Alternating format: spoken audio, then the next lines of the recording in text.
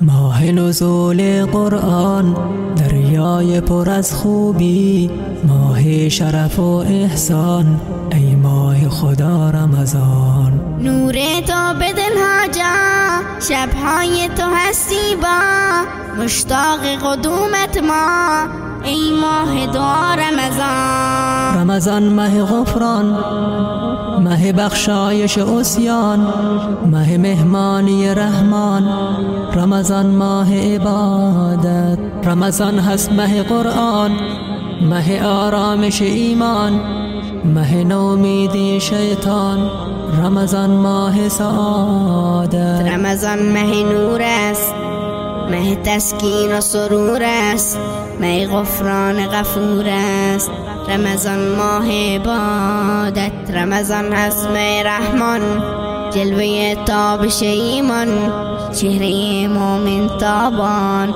رمضان ماه سعادت. رمضان ماه غفران، ماه بخشایش عصیان، ماه مهمانی رحمان، رمضان ماه عبادت. رمضان هست ماه قرآن، ماه آرامش ایمان، ماه نومیدی شیطان، رمضان ماه سعادت. رمضان ماه نور است، ماه تسکین و سرور است، ماه غفران غفور است، رمضان ماه عبادت. رمضان هست ماه رحمان، جلوه تابش ایمان، چهره مومن تابان، رمضان ماه سعادت. رمضان ماه غفران، ماه بخشایش عصیان، ماه مهمانی رحمان، رمضان ماه عبادت. رمضان هست ماه قرآن، ماه آرامش ایمان،